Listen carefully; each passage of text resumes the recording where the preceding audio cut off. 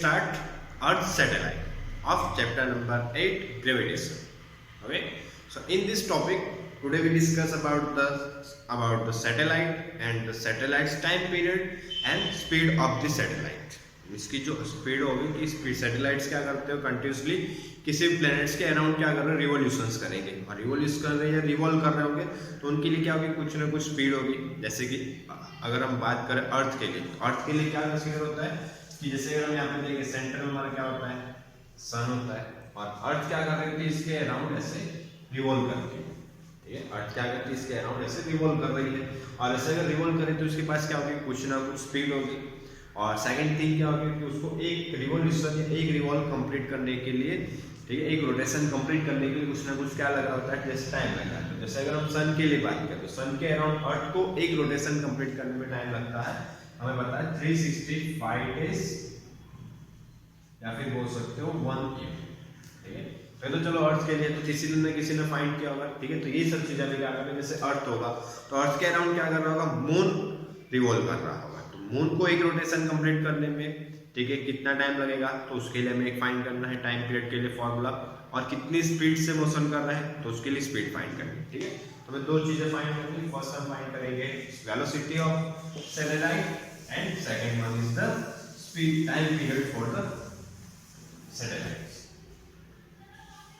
Okay, suppose the first we note down the topic Earth satellite. Okay, so Earth satellite आएगा तो Earth satellite का अगर हम example देते हैं जैसे सपोज हम क्या कंसीडर कर लेते हैं यहाँ पे हम कंसीडर कर लेते हैं अर्थ। ठीक है, और अर्थ के अराउंड क्या कर रहा होगा कोई मून रोटेशन कर रहा होगा। अर्थ के अराउंड कौन सा सैटेलाइट हमारा मूव करता है रोटेशन करता है तो हो जाएगा हमारा मून। ठीक है, अब मून रोटेशन कर रहा है तो मून के पास क्या होगी कुछ ना कुछ स्पीड होगी। तो स्पीड के लिए सपोज हम कंसीडर कर लेते हैं कि इसकी स्पीड कितनी है v। ठीक है, ऐसे कर लेते हैं कोई सिंबल और उसके लिए हमने सिंबल यूज कर लिया v। सपोज उसकी वेलोसिटी क्या है v।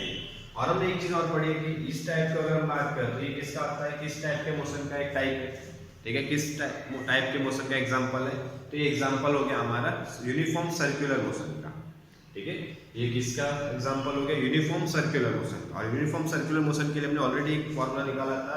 यूनिफॉर्म सर्कुलर मोशन का मींस क्या होता है कोई भी कांस्टेंट स्पीड से किसी ऑब्जेक्ट के अराउंड क्या कर रहा हो रिवॉल्व कर रहा हो रोटेट कर रहा हो तो उस चीज को हम क्या बोलेंगे यूनिफॉर्म सर्कुलर स्पीड। ठीक है, और यूनिफॉर्म सर्कुलर स्पीड के लिए हमने एक फॉर्मूला निकाला था किसके लिए एक्सेलरेशन के लिए। और एक्सेलरेशन के लिए हमारा कुछ फॉर्मूला आ रहा था ऐसा ac = v²/r। r मींस क्या हो जाएगा सेंटर से इसका डिस्टेंस मींस बोल सकते हो रेडियस। जिस पथ पे वो क्या कर रहा होगा इस पाथ पे वो क्या कर रहा होगा रिवॉल्व कर रहा होगा उसका सेंटर से डिस्टेंस। ठीक है, और उसके लिए एक्सेलरेशन का फॉर्मूला आएगा c किसके लिए लिखा है हमने सेंटीमीटर। सेंटीमीटर का मतलब क्या होगा कि जो कोई भी चीज को अगर तुम रिवॉल्व करते हो तो उस पे आउटवर्ड टुवर्ड्स द सेंटर या अवे द सेंटर क्या कर रहा होता है एक फोर्स जनरेट होता है। उस फोर्स को हम बोलते हैं सेंट्रीपिटल फोर्स। ठीक है, उसको हम क्या बोलेंगे सेंट्रीपिटल फोर्स। और सेंट्रीपिटल फोर्स के लिए हमारा फॉर्मूला आएगा Fc = mAc। ठीक है, अब इसके लिए अगर हम AC की वैल्यू यहाँ पे पुट करेंगे तो फॉर्मूला आएगा Fc = mv²/r। ठीक है, यहाँ पे एक चीज कंसीडर कर सकते हैं। अब अगर दूसरी चीज देखें तो ये फोर्स की डायरेक्शन क्या होगी आउटवर्ड। ठीक है, Fc हो जाएगा और आउटवर्ड डायरेक्शन में फोर्स लग रहा है इसकी मून क्या करना चाहिए अर्थ से और दूर जाना चाहिए। लेकिन हमने इतने सालों से देख रहे हैं अर्थ मून क्या कर रहा है अर्थ के कंटिन्यूसली अराउंड क्या कर रहा है रिवॉल्व कर रहा है। उसके डिस्टेंस में क्या नहीं हुआ कोई भी चेंजेस नहीं हुआ। तो यहाँ पे मिस दो फोर्स लग रहे हैं। एक फोर्स उसको दूर लेके जाने की ट्राई कर रहा होगा तो एक क्या कर रहा होगा उसको पकड़ के रखने की ट्राई कर रहा होगा। और वो फोर्स कौन सा होता है अर्थ ग्रेविटेशनल फोर्स। कौन सा फोर्स होगा अर्थ ग्रेविटेशनल फोर्स और उसकी डायरेक्शन क्या होगी towards the centre of the earth. ठीक है, ग्रेविटेशनल फोर्स की डायरेक्शन क्या हो जाएगी towards the centre of the earth. ठीक है, तो उसके लिए हम सिंबल का यूज कर लेते हैं Fg और उसके लिए अगर हम फॉर्मूला लिखेंगे तो फॉर्मूला आएगा Fg ठीक है जी देखो यहाँ पे सफिक्स में डिनोट करने के लिए कि कौन सा फोर्स हम शो कर रहे हैं या रिप्रेजेंट कर रहे हैं। ठीक है, तो इसके लिए हो जाएगा Fg = gme। एम किसके लिए मास ऑफ अर्थ। ठीक है, और मून का मास हम कंसीडर कर लेते हैं m। इसके लिए हो जाएगा m और तो इसके डिस्टेंस की अगर हम बात करें डिस्टेंस क्या आ जाएगा r। क्या हो जाएगा r²। तो हमें एक चीज पता है कि मून ना तो अर्थ के पास आ रहा है और ना अर्थ से क्या कर रहा है, दूर जा रहा है। मतलब ये जो दोनों फोर्स लग रहे हैं यहाँ पे, दोनों फोर्स की वैल्यू कैसी है, इक्वल है। ठीक है, तो इक्वल तो यहाँ पे हम क्या कंसीडर कर सकते हैं, Fc is equal to Fg। ठीक है, तो Fc की वैल्यू क्या आएगी, Fc is equal to mv square upon r and Fg is equal to g MEm upon r square. on both sides अगर देखें so mm cancel and 1 r is also cancel, so v square is equal to, तो यहाँ पे v के लिए हमें formula मिल गया, v square is equal to g me upon r। हमने क्या बोला था, दो चीजों के लिए निकालना है, तो ये क्या हो जाएगी, स्पीड ऑफ सैटेलाइट के लिए। तो मैं अगर कभी भी क्या फाइंड करना हूँ, स्पीड ऑफ सैटेलाइट फाइंड करो, तुम्हारे पास क्या होना चाहिए, मास ऑफ अर्थ जिसके अराउंड वो घूम रहा है, जैसे सन अर्थ के अराउंड है तो अर्थ के लिए सपोज मार्स हो, जुपिटर हो, जो भी प्लैनेट्स के अराउंड जो सैटेलाइट्स मूव कर रहे हैं, तो उस प्लैनेट का तुम्हें क्या करना है, मास लेना है, ग्रेविटेशनल कांस्टेंट, और उस प्लैनेट से उसका डिस्टेंस सैटेलाइट का। ठीक है, तो क्या आ जाएगा हमारा स्पीड ऑफ सैटेलाइट। देखो तो स्पीड के लिए तो फॉर्मूला हो गया हमारा, और किसके लिए फॉर्मूला निकालना है हमें, टाइम पीरियड के लिए। टाइम पीरियड हम किसको बोलेंगे, वन रोटेशन को complete, the time required to complete one rotation, the time requirement to complete one rotation. इसकी वन रोटेशन कंप्लीट करने के लिए जो टाइम रिक्वायरमेंट होगा उसको हम क्या कंसीडर करेंगे, टाइम पीरियड। ठीक है, टाइम पीरियड के लिए हमें फॉर्मूला निकालना है। टाइम पीरियड के लिए अगर हम फॉर्मूला की बात करें तो उसमें देख सकते हो कि वेलोसिटी हमें मिली, वेलोसिटी के लिए हम एक फॉर्मूला और लिख सकते हैं कि अगर वन रोटेशन कंप्लीट कर रहा है तो उसने कितना डिस्टेंस कवर किया होगा। जैसे मान लो मून यहाँ से स्टार्ट कर रहा है और वन रोटेशन कब कंप्लीट होगा, जैसे मूव करते हैं ऐसे मूव करके वापस सेम पोजीशन पे वापस पहुंचेगा। ठीक है, तो उसका मीनिंग होगा कि जो सर्कल का जो सर्कमफेरेंस होगा, सर्कल का जो सर्कमफेरेंस होगा या पेरीमीटर होगा, उतना डिस्टेंस उसने क्या किया, कवर किया होगा। ठीक है, सर्कल का ये जो सर्कमफेरेंस हो गया, ये जो पेरीमीटर हो गया, ये जो होगा वही कितना होगा, मून के लिए एक रोटेशन का डिस्टेंस होगा। ठीक है, और पेरीमीटर के लिए हमें पता है फॉर्मूला हमारा क्या होता है, पेरीमीटर के लिए फॉर्मूला होता है हमारा, या फिर इसको डिस्टेंस लिख लेते हैं 2 पाई r। ठीक है, डिस्टेंस या फिर सर्कमफेरेंस या पेरीमीटर के लिए हमारा फॉर्मूला क्या होगा, d is equal to 2 pi r। ठीक है, तो नेक्स्ट अगर वेलोसिटी के लिए करते हैं, वेलोसिटी के लिए हम क्या कंसीडर कर सकते हैं, distance upon time.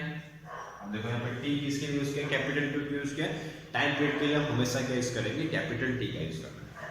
So v is equal to d by t। Okay, so distance के लिए क्या आ जाएगा, 2 पाई r। तो अब यहाँ से हम एक वैल्यू निकाल सकते हैं, v है, बट हमारे पास वैल्यू किसकी है, v स्क्वायर के, तो बोथ साइड हम क्या कर देते हैं, स्क्वायर कर देते हैं। ठीक है, बोथ साइड स्क्वायर कर दो तो क्या आ जाएगा, v square is equal to d square upon t square. ठीक है, अब v स्क्वायर की जगह पे वैल्यू क्या पुट कर सकते हैं, gme upon r। So gme upon r is equal to d square upon t square, और d स्क्वायर की जगह वैल्यू क्या पुट कर सकते हो, d की वैल्यू क्या है, 2 pi r। So d square is equal to d का स्क्वायर करोगे तो इसका भी स्क्वायर करोगे, तो 2 का स्क्वायर 4, पाई का square 4, pi square and r का स्क्वायर r स्क्वायर। वैल्यू क्या आ जाएगी, gme upon r is equal to 4 pi square r square upon t square. ठीक है, और हमें फॉर्मूला किसके लिए डिराइव करना है, टाइम के लिए। हम क्या करेंगे, टाइम पे एक साइड लेके आ जाओ, बाकी जितने भी क्वांटिटी से इक्वल के ऑपोजिट साइड लेके आ जाओ। ठीक है, तो t स्क्वायर को जैसे हम क्या करेंगे, इक्वल के एक साइड लाओगे तो हमारे लिए फॉर्मूला क्या हो जाएगा, r आ जाएगा ऊपर, तो फॉर्मूला होगा हमारा 4 pi square r cube r square into r cube upon, और g m देखो ऊपर मल्टीप्लाई है, इक्वल के ऑपोजिट साइड आएगा तो क्या हो जाएगा, डिवाइड, तो फॉर्मूला आ जाएगा g m e। ओके, अब देखो स्क्वायर है, अब स्क्वायर है तो स्क्वायर का ऑपोजिट साइड क्या होता है, cube, sorry square root, square का ऑपोजिट साइड क्या हो जाएगा, स्क्वायर रूट। तो t के लिए हमारा फॉर्मूला है t is equal to under root of 4 pi square r cube upon g m e। ठीक है, तो अब देखो यहाँ से हम एक चीज डिसाइड कर सकते हैं कि जो टाइम पीरियड है तो किस पे डिपेंड कर रहा है, तो टाइम पीरियड के लिए हमारा फॉर्मूला आ रहा है 4 पाई स्क्वायर, 4 हमारा कांस्टेंट है, पाई की वैल्यू हमारी कांस्टेंट रहती है, तो सिर्फ चेंज क्या हो सकता है, r मतलब ये होता है कि उसकी अर्थ से मून का डिस्टेंस अगर हम क्या करते हैं, चेंज कर दें। ठीक है, अर्थ से अगर मून का अगर डिस्टेंस हम चेंज कर दें तो उसके लिए टाइम पीरियड भी क्या हो जाएगा, चेंज हो जाएगा। अगर डिस्टेंस हम क्या करें, अगर इंक्रीज कर दें तो उसको वन रोटेशन कंप्लीट करने में टाइम क्या होगा, ज्यादा लगेगा, इसलिए इसका टाइम पीरियड भी क्या हो जाएगा, इंक्रीज हो जाएगा। क्यों, और डिवाइड में अगर हम देखें तो GME है, जी भी कांस्टेंट है and M E means mass of earth भी कांस्टेंट है, तो वो भी वैल्यू चेंज नहीं होगी। तो सिर्फ चेंज क्या हो सकता है हमारा आर, और आर मींस क्या हो जाएगा अर्थ से या किसी भी प्लेनेट से सैटेलाइट का जो डिस्टेंस है, अगर वो इंक्रीज करोगे तो टाइम पीरियड इंक्रीज होगा, उसको अगर डिक्रीज करने को तो टाइम पीरियड यहाँ पे क्या होता जाएगा, डिक्रीज होता जाएगा। ठीक है, लेकिन वेलोसिटी के लिए करते हैं, वेलोसिटी में देखो ऑपोजिट हो रहा है, वेलोसिटी में इनवर्सली हो रहा है, तो v square is equal to G M E upon R. तो यहाँ पे अगर आर की वैल्यू इंक्रीज करोगे तो वेलोसिटी क्या हो जाएगी, डिक्रीज। मींस जैसे जैसे प्लेनेट को अगर तुम प्लेनेट से सैटेलाइट को अगर दूर लेके जाओगे तो उसको रिवॉल्व करने के लिए टाइम पीरियड ज्यादा लगेगा, लेकिन स्पीड क्या होती जाएगी, कम होती जाएगी। अब सीधी सी बात है, स्पीड कम होगा तभी टाइम ज्यादा लगेगा, तो दोनों एक दूसरे के कैसे हैं, ऑपोजिट है। हम डिस्टेंस अगर क्या करेंगे, इंक्रीज करेंगे, किसका डिस्टेंस, प्लेनेट से सैटेलाइट का डिस्टेंस, ठीक है, अर्थ से मून का डिस्टेंस, अगर उसको हम क्या कर रहे हैं, इंक्रीज कर रहे हैं, तो वेलोसिटी डिक्रीज होगी और टाइम पीरियड क्या होगा हमारा, इंक्रीज होगा। ठीक है, तो ये चीज याद रख सकते हो, और टाइम पीरियड के लिए फॉर्मूला याद रखना, इससे काफी न्यूमेरिकल्स आते हैं और वैल्यू हमें फाइंड करनी रहती है। ठीक है, तो आराम से इसका एक बार स्क्रीनशॉट ले लो और फिर नोट डाउन कर सकते हो, और कोई भी डाउट हो तो आप कमेंट कर सकते हो।